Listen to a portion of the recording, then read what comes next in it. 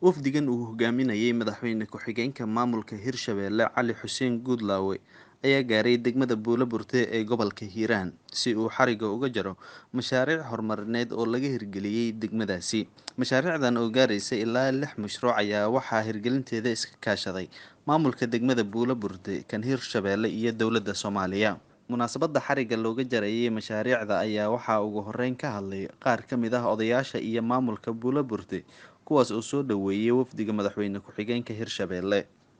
kusoo dhawaada degmada Buulaburte waa soo dhaweynaynaa si kale baan soo dhaweynaynaa in alla intaan karno oo soo dhaweyna aad baan ugu faraxsanahay inaad noo timaadaan. waxaan ognahay in degmadani ay warqabada saaran tahay qolada iyo nabadgelyada ay magaalada ay kor ka hayaan magaaladana ay dad badan oo bulsho aad horumar u jecel ay ku nool yihiin haddaan isku furan inta waqtiga dhiman Hirshabelle ka dhiman muddada sanadka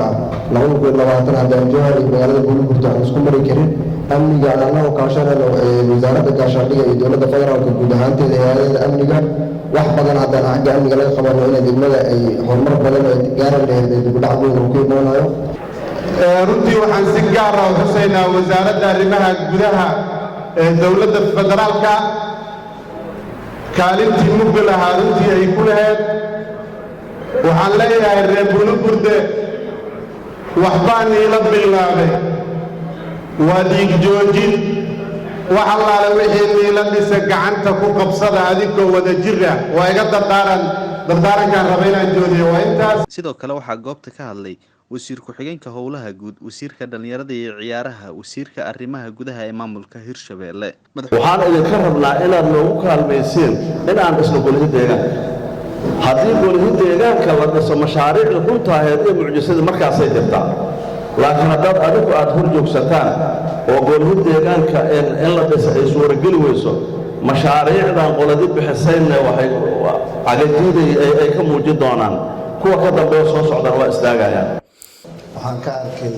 wax aad u wanaagsan ummad rabta inay wax qabsato laakiin la qof sii riixa. marka reer Buulaburte runtii waa magaalo goodoona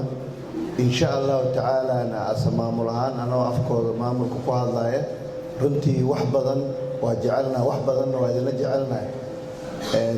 kamana maqlin Buulaburte waan ku soo laabanay waan iimaaneena iyo bulshada degmada Buulaburte ee ayaguna niyadooda idaalkooda ku soo gaarsiiyay in mashaariicdan ay fusho isla markaana sidoo kale maamulkii bixiyay dhulka laga dhisay 6 mashaariic. marka waxaan leeyahay mashaariicdan maanta xalfadda aan joogno oo ah xalfadda xarijarka 6 mashaariic ay isugu jiraan xarunta degmada, hoolka shirarka bulshada, garoonka ciyaaraha, nalalka. waxaan leeyahay bulshada reer Buulaburte waxaan kula daarmeynaa in mashaariicda bulshada loo fuliyay ilaashadaan oo isaga dhigay bari ka maalin waxaan dowladda dhistay iyo hay'adaha dhistay hore waxaan u fiiqnaa 30 sano wixii dowladda dhexe noo dhistay saan u dhayn laamigan maxamed siyaad baa dhistay waa fiiqnay dhulkii 30 sano kadib waxa dhis waayay halkaan hool oo aragtaan waxay qaadatay 6 bilood hoolka in la fuliyo oo maanta xariijkiisa loo joogo. madaxweyne ku-xigeenka Hirshabelle Cali Xuseen Guudlaawe oo ka hadlay munaasabada xariga looga jarayay 6 mashruuc ayaa waxa uu sheegay in ay farxad u tahay in 3 sano oo ay jirtay Hirshabelle hal maalin gudaheed xariga laga jaro 6 mashruuc lana dhagax dhigo mashaariic kale oo horumarineed iyadoo ay ahayd magaalada Buulaburte mid culays iyo go'doon bal la isugu daray. aad iyo aad u mahadsantihiin wayna kaga mahadcelinayaa isku duubnidiina iyo dadaalkiina bulshada isku duuban tahay oo fikirkeeda midaysan yahay allana tala saartaana sidaan ay horumar u gaarayaan. degmooyin badan jiro oo siday hadda degmadan culays ku saaran yahay aan culays u saarayn xaqiiqdii intaan horumaran oo ka jirin waxay ku timidna raalli ahaansho rabbi iyo dadaalka bulshada iyo maamulka madaxdiisa oo il gaar ah ku hayso degmada Buulaburte maadaama nimankii nabadiidka ay culays gaar ah ku hayaan. annaguna waxaan go'aansanay in wax allaale wixii yimaado